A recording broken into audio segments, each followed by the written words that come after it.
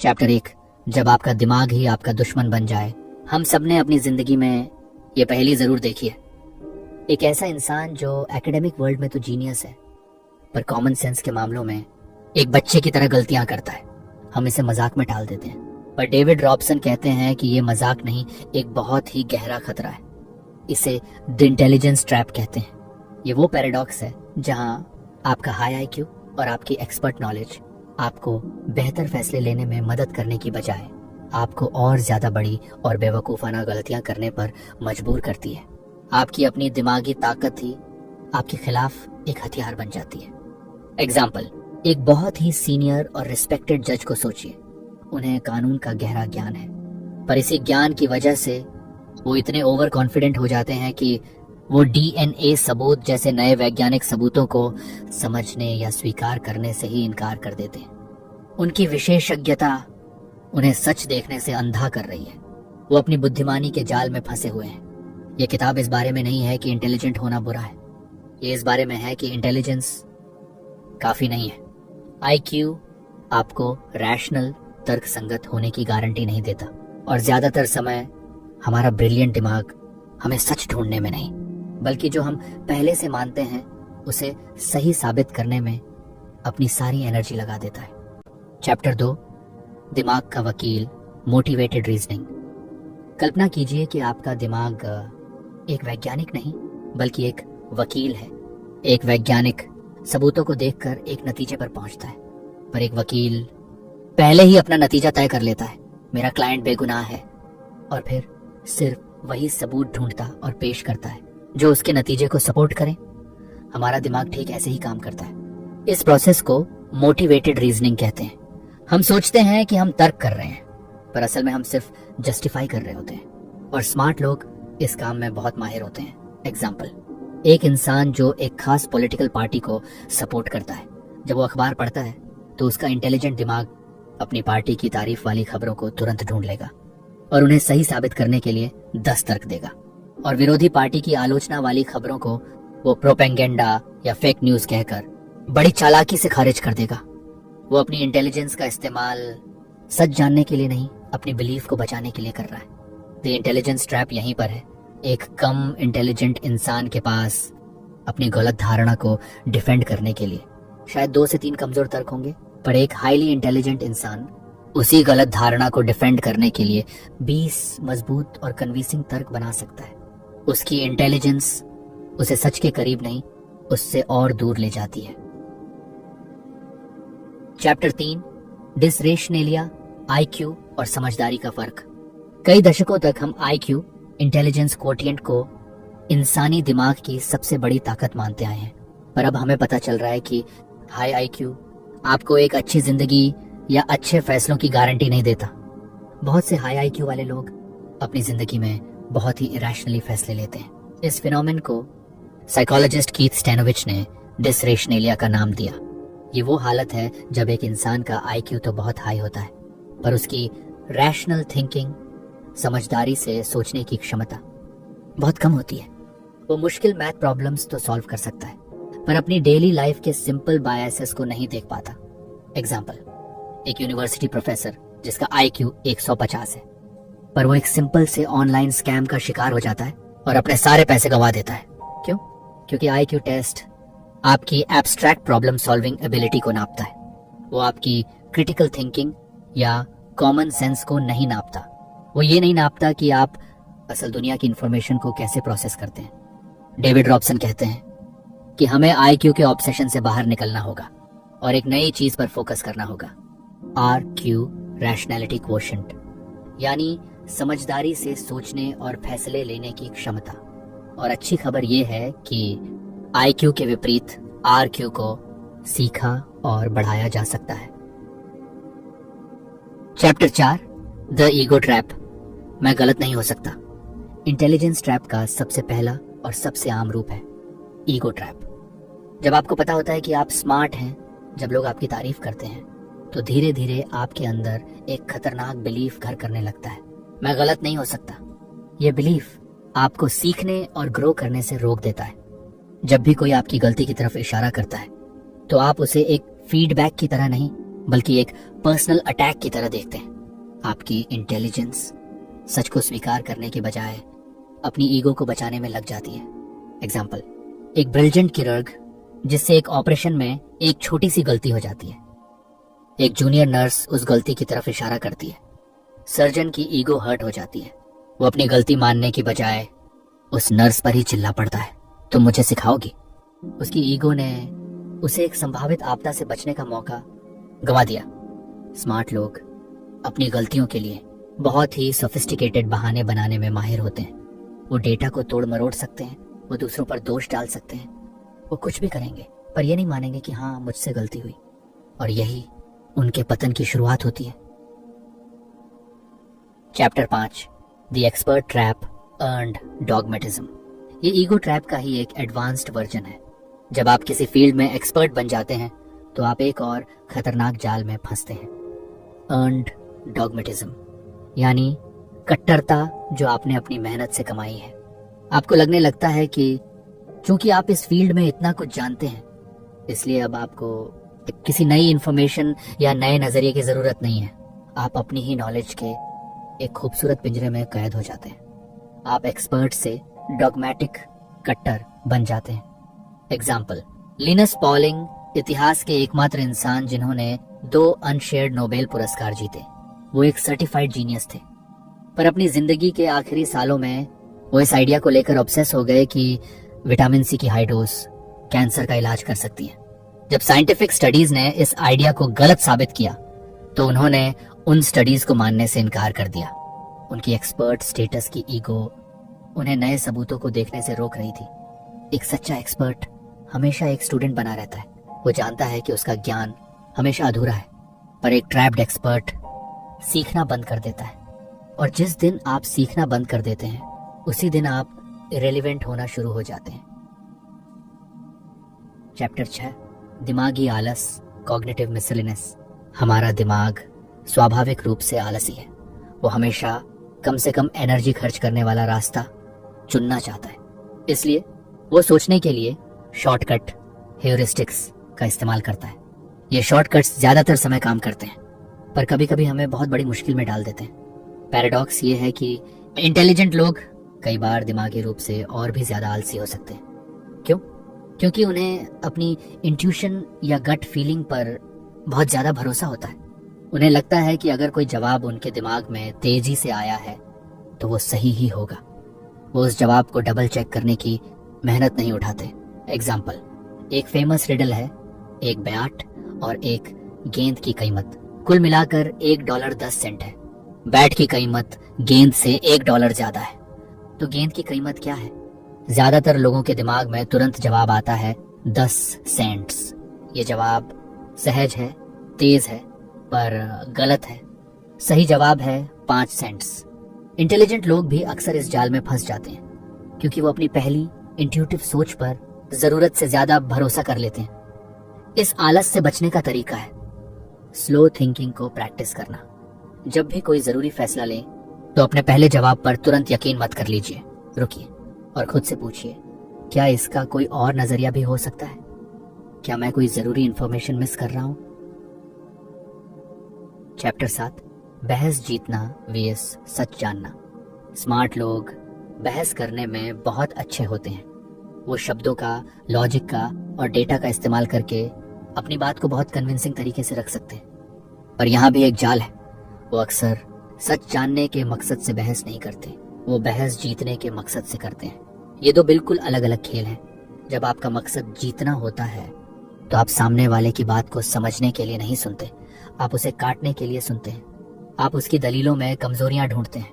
ये एक लड़ाई बन जाती है, डिस्कशन नहीं। एग्जाम्पल, 2 साइंटिस्ट एक थ्योरी पर बहस कर रहे हैं। एक सच्चा वैज्ञानिक अपनी थ्योरी को डिफेंड करेगा, पर वो नए सबूतों के लिए खुला भी रहेगा। उसका मकसद है सच के करीब पहुंचना। पर एक ट्रैप्ड वैज्ञानिक अपनी थ्योरी को अपनी ईगो का हिस्सा बना लेता है। अब उसकी थ्योरी पर कोई भी हमला उस पर एक पर्सनल हमला बन जाता है। वो किसी भी कीमत पर सिर्फ जीतना चाहता है। इस जाल से निकलने का तरीका है अपनी आइडेंटिटी को अपनी बिलीफ्स से अलग करना। ये समझना कि मेरे पास एक आइडिया है और मैं ही ये आइडिया हूँ। इन दोनों में बहुत बड़ा फर्क है। जब आप अपने आइडिया से डिटैच हो जाते हैं तो आप उन्हें बिना ईगो के डिस्कस और डिफेंड कर सकते हैं। चैप्टर 8, बौद्धिक नम्रता, द एंटीडोट। तो इस इंटेलिजेंस ट्रैप का इलाज क्या है? अगर और ज्यादा इंटेलिजेंस इसका जवाब नहीं है तो फिर क्या है? डेविड रॉबसन कहते हैं कि इसका एंटीडोट, इलाज है बौद्धिक नम्रता। बौद्धिक नम्रता का मतलब अपनी इंटेलिजेंस पर शक करना नहीं है। इसका मतलब है अपने ज्ञान की सीमाओं को पहचानना। ये मानना कि मैं बहुत कुछ जानता हूं पर उससे कहीं ज्यादा है जो मैं नहीं जानता। ये मैं गलत हो सकता हूं कहने की हिम्मत रखना है। एग्जाम्पल, सोक्रेट्स, जिन्हें दुनिया का सबसे बुद्धिमान इंसान माना जाता था, उनका प्रसिद्ध कथन था, I know only one thing, that I know nothing. मैं सिर्फ एक ही बात जानता हूं कि मैं कुछ नहीं जानता। उनकी बुद्धिमानी उनके ज्ञान में नहीं बल्कि अपने अज्ञान के एहसास में थी। ये अल्टीमेट इंटेलेक्चुअल ह्यूमिलिटी है। बौद्धिक नम्रता आपको हमेशा एक स्टूडेंट बनाए रखती है। ये आपको क्यूरियस बनाती है। ये आपको दूसरों को सुनने के लिए प्रेरित करती है। ये आपको आपकी ईगो की जेल से बाहर निकालकर विचारों की खुली दुनिया में ले आती है। ये इंटेलिजेंस को एक जाल से एक टूल में बदल देती है। चैप्टर 9, दिमाग को खुला कैसे रखें। बौद्धिक नम्रता तो ठीक है पर इसे प्रैक्टिस कैसे करें? इसके लिए आपको एक्टिवली ओपन माइंडेड थिंकिंग की आदत डालनी होगी। ये सिर्फ ओपन माइंडेड होने से ज्यादा है। ये सक्रिय रूप से उन सबूतों और विचारों को खोजने की प्रैक्टिस है जो आपकी अपनी मान्यताओं को चैलेंज करते हो या गलत साबित करते हो। ये अपने दिमाग के वकील को फायर करके एक जासूस को हायर करने जैसा है। जासूस का काम सिर्फ सच को खोजना है, भले ही वो सच कितना भी अनकंफर्टेबल क्यों ना हो। एग्जाम्पल, एक इन्वेस्टर जो एक कंपनी के स्टॉक खरीदने की सोच रहा है, मोटिवेटेड रीजनिंग क्या करेगी? वो सिर्फ उन आर्टिकल्स और रिपोर्ट्स को पढ़ेगा जो उस कंपनी की तारीफ करते हो। एक्टिवली ओपन माइंडेड थिंकिंग क्या करेगी? वो जानबूझकर उन आर्टिकल्स को सबसे पहले पढ़ेगा जो उस कंपनी की आलोचना करते हो। वो खुद अपनी बेस्ट केस थ्योरी को तोड़ने की पूरी कोशिश करेगा। अगर वो थ्योरी उस हमले को झेल जाती है तभी वो मजबूत है। ये मुश्किल है, ये हमारी नेचुरल टेंडेंसी के खिलाफ है, पर यही समझदारी भरे फैसले लेने का एकमात्र रास्ता है। आपको खुद का डेविल्स एडवोकेट बनना सीखना होगा। चैप्टर 10, दूसरों के जूते में कदम रखना। द इंटेलिजेंस ट्रैप का एक और बड़ा कारण है पर्सपेक्टिव टेकिंग की कमी। ये समझना कि दूसरे लोग दुनिया को कैसे देखते हैं, उनकी भावनाएं क्या हैं और उनके इरादे क्या हैं। स्मार्ट लोग अक्सर इस मेंटल स्किल में कमजोर होते हैं। वो लॉजिक की दुनिया में इतने खो जाते हैं कि वो लोगों की दुनिया को भूल जाते हैं। पर्सपेक्टिव टेकिंग सिर्फ सहानुभूति नहीं है, एम्पैथी है किसी के दर्द को महसूस करना। पर्सपेक्टिव टेकिंग है ये समझना कि वो इंसान उस तरह से क्यों सोच या महसूस कर रहा है। ये एक कॉग्निटिव स्किल है, इमोशनल नहीं। एग्जाम्पल, आप एक नेगोशिएशन में हैं, आप सिर्फ अपनी जीत के बारे में सोच रहे हैं। रुकिए और 5 मिनट के लिए सच में ये सोचने की कोशिश कीजिए, अगर मैं सामने वाला होता तो मैं क्या चाहता, मेरे डर क्या होते, मेरी प्रायोरिटीज क्या होती, कौन सी डील है जिसमें उसे भी लगे कि वो जीता है। जब आप उसके जूते में कदम रखते हैं तो आपको विन विन सॉल्यूशन का रास्ता साफ दिखने लगता है। ये स्किल लीडरशिप, टीम वर्क और रिश्तों के लिए बहुत जरूरी है। ये आपको माय वे या धाई वे वाली सोच से निकालकर आवर वे वाली सोच में ले आती है। Chapter 11, the outside view. जब हम कोई फैसला लेते हैं तो हम अक्सर इनसाइड व्यू से लेते हैं। हम अपनी सिचुएशन की यूनिक डिटेल्स पर फोकस करते हैं। मेरा प्रोजेक्ट अलग है, मेरी कंपनी अलग है। ये सोच हमें ओवर कॉन्फिडेंट और अनरियलिस्टिक बनाती है। द इंटेलिजेंस ट्रैप हमें आउटसाइड व्यू लेने से रोकता है। आउटसाइड व्यू का मतलब है अपनी सिचुएशन को भूल जाना और खुद से पूछना, जब दूसरे लोग इसी तरह की सिचुएशन में थे तो नतीजा क्या हुआ था। ये डेटा और स्टैटिस्टिक्स की दुनिया है, पर्सनल फीलिंग्स की नहीं। एग्जाम्पल, एक इंसान एक नया रेस्तरां खोल रहा है। वो बहुत पैशनेट है और उसे यकीन है कि वो सफल होगा, इनसाइड व्यू। पर अगर वो आउटसाइड व्यू ले तो स्टैटिस्टिक्स बताते हैं कि 60% नए रेस्टोरेंट्स पहले 3 साल में ही बंद हो जाते हैं। ये डेटा उसे डराने के लिए नहीं है, ये उसे तैयार करने के लिए, ये उसे बताता है कि उसे सिर्फ अच्छे खाने से ज्यादा एक सॉलिड बिजनेस प्लान की जरूरत है। डैनियल कैनेमन, नोबेल पुरस्कार विजेता, कहते हैं कि आउटसाइड व्यू फॉरकास्टिंग, भविष्यवाणी करने का सबसे असरदार तरीका है। यह आपकी पर्सनल बायसेस को समीकरण से हटा देता है। तो अगली बार जब आप कोई बड़ा प्लान बनाएं तो खुद से पूछें, इस तरह के प्रोजेक्ट्स का यूजुअल सक्सेस रेट क्या है? जवाब शायद आपको नम्र बना दे, पर वो आपको एक बड़ी गलती से भी बचा सकता है। चैप्टर 12, संभावनाओं में सोचना। इंटेलिजेंट लोग अक्सर निश्चितता को पसंद करते हैं। उन्हें सही जवाब जानना अच्छा लगता है, पर असल दुनिया ब्लैक एंड व्हाइट नहीं है, ये ग्रे है, ये संभावनाओं से चलती है। समझदार फैसले लेने के लिए आपको निश्चितता में नहीं, संभावनाओं में सोचना सीखना होगा। इसका मतलब है किसी भी चीज को 0% या 100% सच मानने के बजाय उसे 1% ऑफ कॉन्फिडेंस असाइन करना। मुझे यकीन है कि ये होगा, ये खतरनाक है। मुझे लगता है कि इसके होने की 70% संभावना है। ये समझदारी है। एग्जाम्पल, एक डॉक्टर एक मरीज को देखता है। एक ट्रैप्ड डॉक्टर कह सकता है आपको हार्ट अटैक है। एक वाइज डॉक्टर कहेगा आपके सिम्टम्स को देखते हुए हार्ट अटैक होने की बहुत ज्यादा संभावना है, पर हमें कुछ और टेस्ट करने होंगे। दूसरा डॉक्टर गलत होने की संभावना के लिए दरवाजा खुला छोड़ रहा है। ये उसे ज्यादा सटीक और ज्यादा सुरक्षित बनाता है। संभावनाओं में सोचने से आपकी ईगो फैसले से अलग हो जाती है। अगर आप 70% सुर थे और नतीजा गलत निकला तो आप गलत नहीं थे, सिर्फ संभावना आपके पक्ष में नहीं गई। ये आपको बिना ईगो हर्ट किए अपनी गलतियों से सीखने में मदद करता है। चैप्टर 13, अपनी गलतियों से कैसे सीखें। हर कोई कहता है गलतियों से सीखो, पर कैसे? इंटेलिजेंट लोग अक्सर अपनी गलतियों से सीखने में सबसे बुरे होते हैं। क्यों? Motivated reasoning. उनका दिमाग गलती को सीख की तरह देखने की बजाय उसे जस्टिफाई करने में लग जाता है। ये मेरी गलती नहीं थी, ये मार्केट खराब था। गलतियों से सीखने के लिए आपको एक प्री मॉर्टम और पोस्ट मॉर्टम का कल्चर बनाना होगा। प्री मॉर्टम, प्रोजेक्ट शुरू होने से पहले टीम के साथ बैठकर कल्पना कीजिए कि 1 साल बाद ये प्रोजेक्ट बुरी तरह से फेल हो चुका है। बताइए क्या क्या गलत हुआ होगा। ये एक्सरसाइज लोगों को बिना डर के पॉसिबल प्रॉब्लम्स को पहले ही पहचानने में मदद करती है। पोस्टमार्टम, प्रोजेक्ट खत्म होने के बाद ईमानदारी से एनालाइज कीजिए कि क्या सही हुआ और क्या गलत, पर इसका फोकस दोष, ब्लेम ढूंढना नहीं, कारण, कॉज ढूंढना होना चाहिए। एग्जाम्पल, नासा पोस्टमार्टम्स करने में वर्ल्ड क्लास है। जब चैलेंजर शटल का डिजास्टर हुआ तो उन्होंने सिर्फ टेक्निकल फेलियर पर ही नहीं रुका, उन्होंने अपनी ऑर्गेनाइजेशनल कल्चर की गहराई में जाकर उन ह्यूमन एरर्स और बायसेस को ढूंढा जिनकी वजह से इंजीनियर्स की चेतावनियों को नजरअंदाज कर दिया गया था। वो एक सिस्टम की तरह सीखते हैं, सिर्फ इंडिविजुअल की तरह नहीं। चैप्टर 14, एक वाइज टीम कैसे बनाएं। आप अकेले इंटेलिजेंस ट्रैप से नहीं बच सकते। आपको एक सिस्टम की जरूरत है, एक टीम की जरूरत है जो आपको आपके ब्लाइंड स्पॉट दिखाए। पर सिर्फ स्मार्ट लोगों को हायर कर लेना काफी नहीं है, आपको कॉग्निटिव डाइवर्सिटी वाली टीम बनानी होगी। कॉग्निटिव डाइवर्सिटी का मतलब है ऐसे लोगों को एक साथ लाना जो अलग अलग तरीकों से सोचते हैं।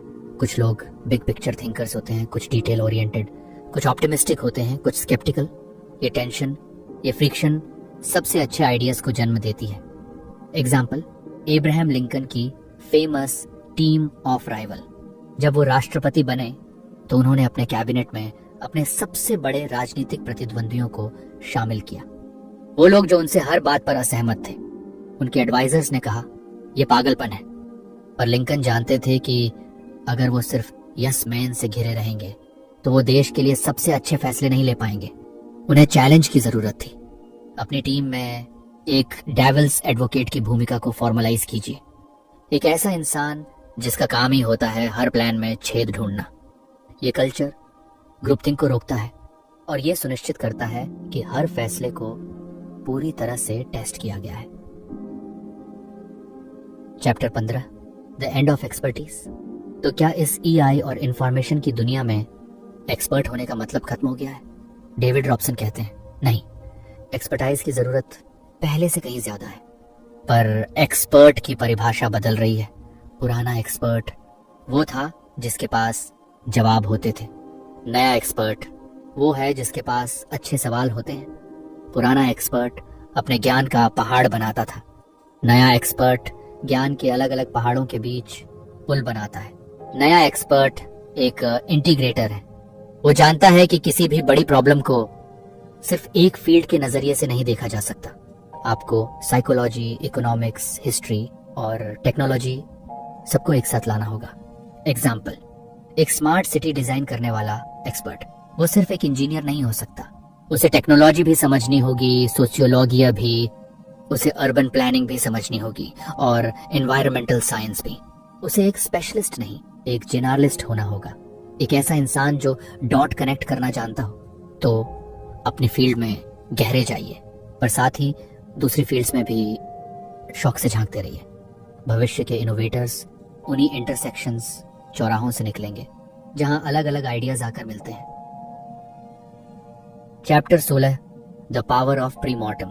हम सब पोस्टमार्टम के बारे में जानते हैं। किसी प्रोजेक्ट के फेल होने के बाद ये विश्लेषण करना कि क्या गलत हुआ, पर तब तक बहुत देर हो चुकी होती है।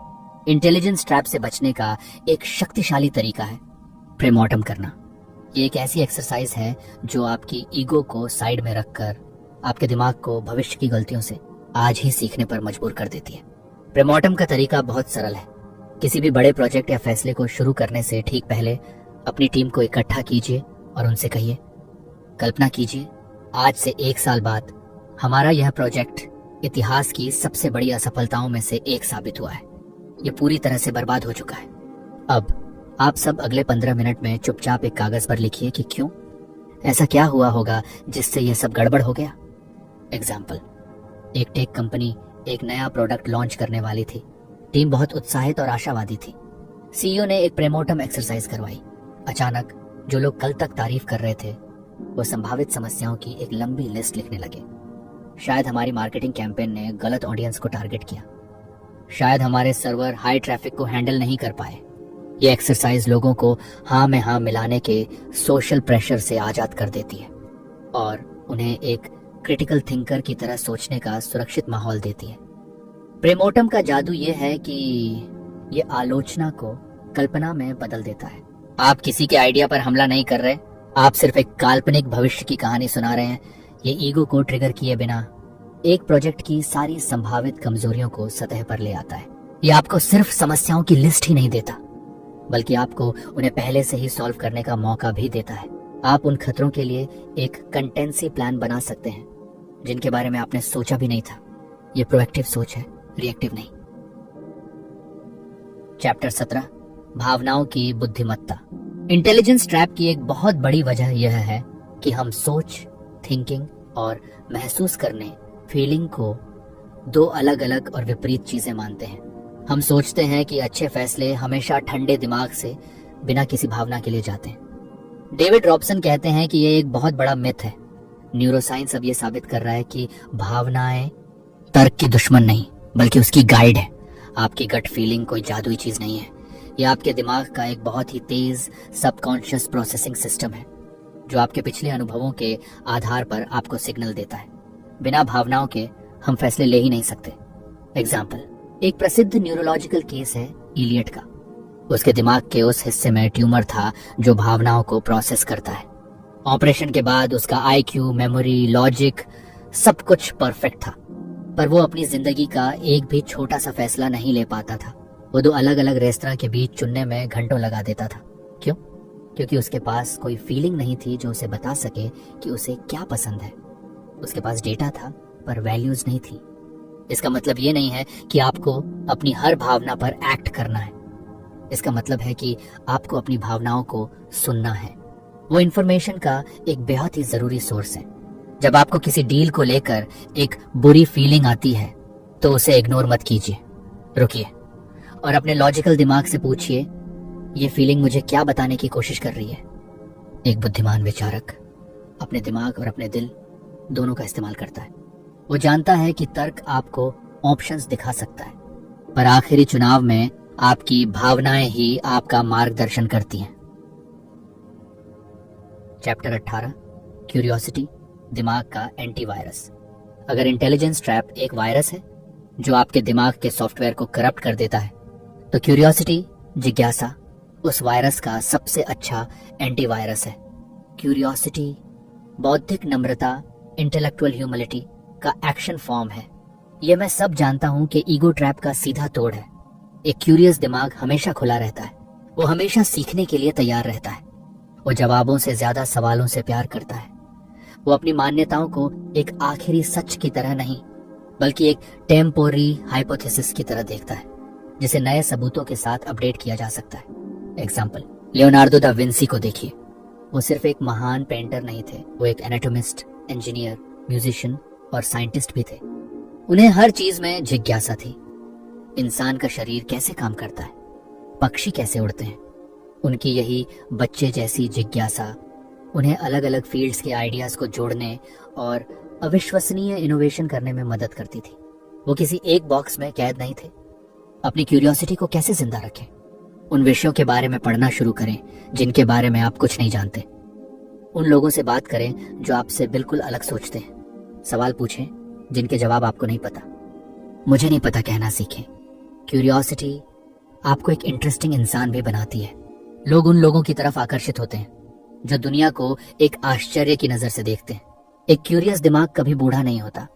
यह हमेशा जवान, हमेशा ताजा और हमेशा सीखने के लिए तैयार रहता है। Chapter 19, the wisdom of crowds. The intelligence trap अक्सर हमें अकेले में पकड़ता है, जब हम अपनी ही सोच के इको चैम्बर में फंस जाते हैं। इस जाल से निकलने का एक और शक्तिशाली तरीका है भीड़ की बुद्धिमत्ता का इस्तेमाल करना। इसका मतलब ये नहीं है कि भीड़ हमेशा सही होती है। इसका मतलब है कि अगर आप सही तरीके से अलग अलग लोगों के स्वतंत्र विचारों को इकट्ठा करें, तो उस ग्रुप का कलेक्टिव गेस उस ग्रुप के सबसे स्मार्ट इंडिविजुअल के गेस से भी बेहतर होगा। एग्जाम्पल, एक क्लासिक एक्सपेरिमेंट में लोगों से एक जार में रखी कैंडीज की संख्या का अनुमान लगाने को कहा गया। किसी का भी अनुमान सही नहीं था, पर जब उन सभी हजारों अनुमानों का औसत निकाला गया तो वो असली संख्या के बहुत बहुत करीब था। हर इंडिविजुअल की गलतियां एक दूसरे को कैंसिल आउट कर देती हैं। इस प्रिंसिपल का इस्तेमाल आप कैसे कर सकते हैं? जब भी कोई बड़ा फैसला लें तो सिर्फ 1 या 2 एक्सपर्ट से मत पूछें। अलग अलग बैकग्राउंड के 5 से 6 ट्रस्टेड लोगों से उनकी राय लें, पर उन्हें एक साथ मीटिंग में मत बिठाएं, वरना ग्रुप थिंकिंग हो जाएगा। उनसे अलग अलग और स्वतंत्र रूप से उनकी राय पूछें। यह बौद्धिक नम्रता का ही एक और रूप है। ये मानना कि आप अकेले पूरी तस्वीर नहीं देख सकते। आपको दुनिया को देखने के लिए दूसरों की आंखों की भी जरूरत है। एक बुद्धिमान नेता सबसे स्मार्ट जवाब देने वाला नहीं होता, वो सबसे अच्छे जवाबों को इकट्ठा करने और सिंथेसाइज करने वाला होता है। चैप्टर 20, बुद्धिमानी, बुद्धिमत्ता नहीं। आखिर में डेविड रॉबसन हमें इंटेलिजेंस, बुद्धिमत्ता और विजडम, बुद्धिमानी या समझदारी के बीच का फर्क समझाते हैं, और यही इस किताब का सार है। इंटेलिजेंस समस्याओं को सॉल्व करने की क्षमता है। विजडम ये समझने की क्षमता है कि कौन सी समस्याएं सॉल्व करने लायक हैं। इंटेलिजेंस एक तेज कार की तरह है, ये आपको कहीं भी बहुत तेजी से ले जा सकती है, पर विजडम वो जीपीएस है जो आपको बताता है कि आपको कहाँ जाना है। बिना विजडम के एक तेज कार आपको उतनी ही तेजी से एक खाई में भी ले जा सकती है। बुद्धिमानी विजडम के कुछ गुण हैं: बौद्धिक नम्रता, पर्सपेक्टिवा टेकिंग, भावनाओं को समझना और अनिश्चितता के साथ कंफर्टेबल रहना। ये वो गुण हैं जो आईक्यू टेस्ट नहीं नापते। ये वो गुण हैं जो आपको सिर्फ किताबों से नहीं, जिंदगी के अनुभवों से मिलते हैं, अगर आप उनसे सीखने को तैयार हो। एग्जाम्पल, एक यंग ब्रिलियंट ट्रेडर जो कॉम्प्लेक्स एल्गोरिदम का इस्तेमाल करके लाखों कमाता है, इंटेलिजेंस। और एक ओल्ड एक्सपीरियंस्ड इन्वेस्टर जैसे वॉरेन बफेट जो सिर्फ सिंपल टाइम टेस्टेड प्रिंसिपल्स पर इन्वेस्ट करता है और कहता है, मैं सिर्फ वही खरीदता हूं जो मुझे समझ आता है। ज्ञान, पहला शायद कुछ समय के लिए ज्यादा पैसा कमा ले, पर दूसरा लॉन्ग टर्म गेम जीतता है, क्योंकि वो जानता है कि वो क्या नहीं जानता। द इंटेलिजेंस ट्रैप से बचने का आखिरी रास्ता वाइजर बनना है, स्मार्टर नहीं। इसका मतलब है अपनी दिमागी ताकत का इस्तेमाल सिर्फ जवाब ढूंढने के लिए नहीं, बल्कि बेहतर सवाल पूछने के लिए करना। इसका मतलब है अपनी गलत होने की संभावना को गले लगाना। और इसका मतलब है ये समझना कि एक स्पष्ट दिमाग, गहरी समझ और शानदार निर्णय सिर्फ IQ